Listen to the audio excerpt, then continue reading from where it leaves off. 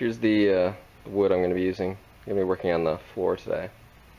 So I've got some 4x4s pressure treated, some 2x6s pressure treated, and I think that's all I need for today. And there's some plywood there that I'll be using. And I think these are the tools I'll need. So I've got a miter saw and a power drill and some squares, framing square and a speed square, and a 3-foot level, and some miscellaneous things, but I think that's all I need. So time to get to it. Alright, so I've got my beams laid out where I think I want them. So I've got them going down that way. So 1 beam per 3 piers. And I laid it out this way just because there's more room to drill the holes this way than if I were to go that way with the beams.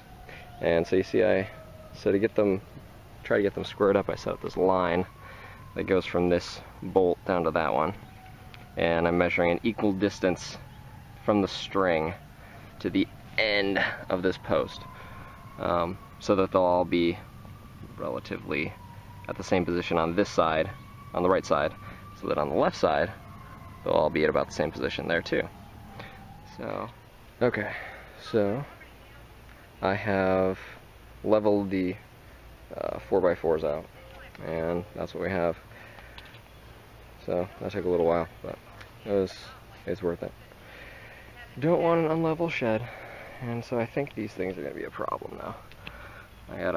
Probably gonna have to cut those and then make little notches in the 2x6s that's gonna sit on top of here. But oh well, I think it'll be okay. Level. Look at that. Anyway, so I'm gonna start putting the 2x6s up there to make the floor. Alright, so I've got all my wood cut for the floor, or the subfloor. These are all 2x6x12s. So these pieces that piece that's facing me right now is 12 feet long. And in order to make a 12x12 box, those cross members need to be 11 feet 9 inches. I also got it squared up, which is very important for your floor. Because if you don't have a square floor, then none of your measurements are going to work out very well. And everybody on YouTube says, make sure your diagonals are the same distance. And what they really mean is use the Pythagorean theorem. So you take this big box and you make 2 triangles out of it. You just draw an imaginary line from there to there. And since it's a 12x12 box, you do 12 squared plus 12 squared equals some unknown number squared. So you take 144 squared plus 144 squared, and you take the square root of that, and you get the diagonal measurement that you're supposed to have. And for this one, it turns out to be 203 inches and about 3/4 of an inch. And I got roughly that, so I'm happy. So now I'm gonna, these are connected here, got those screwed in, and I've got this tacked in place. Well, not tacked, we're not welding, but it's held in place by some screws to the 4x4s. So now I'm going to be using these handy little things that I drew. Those are my 16-inch on center markings. So I'm just going to center up this board with that mark and screw it in. So do that with all these boards, then I should have a subfloor. I think that's about it for now, so I'm just going to go screw those in, then I'll start putting plywood on top. Now I've got the floor all braced, so I had the joist running lengthwise that way, but if you just kind of leave it like that, and these are 16 inches on center, so with this 3/4 inch plywood that I'm using, I've been told it will be a little squishy. So to add extra support for the plywood, I put those braces in, and so those are every 3 feet. So there's 4 boxes go running down the length. And remember, when you cut these, this one is going to be 3/4 of an inch shorter than all of these middle ones. Pro tip. anyways, I screwed all those in. So now I'm going to put the plywood on. And something I didn't mention was these joist hangers that I hadn't put in before, but I was told was a very good idea. So install joist hangers to hang your joists, floor joists, ceiling joists, whatever. And notice that these are staggered so that you can screw the blocks in on each side. So now I'm going to put this plywood on. I have 5 sheets to cover this 12 by 12 shed, and I'll have half of a sheet left over, so a 4 by 4 piece of plywood left, if my calculations are correct.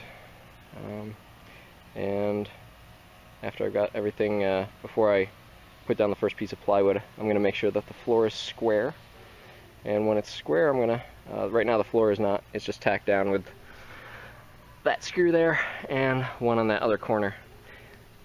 So I'm going to square up the frame of the floor with the first piece of plywood.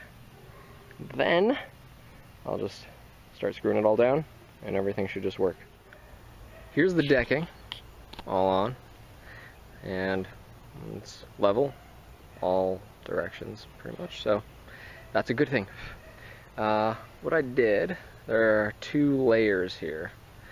So I put the 3/4 inch that I had on there, and not sure if you can see that, that's on the bottom. And then I got another 1/2 inch treated plywood layer on the top.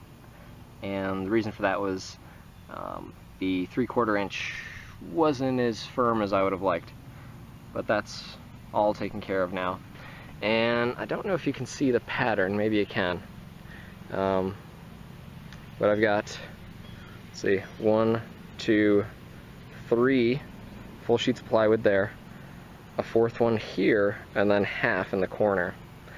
And the layer on the bottom has the same pattern but in reverse, and that's to minimize seam overlapping from the 2 layers. You don't want that. So that corner piece on the bottom layer is over in that corner. So remember to do that. And when I put the second layer on, I use some adhesive that I got at the Restore, Habitat for Humanity. You can see that coming out there. There it is. Anyways, that's very important. Bond the 2 layers together.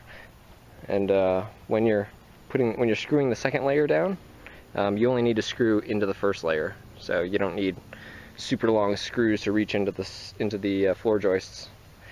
That'd be a little tough. I guess the next step is to start framing stuff.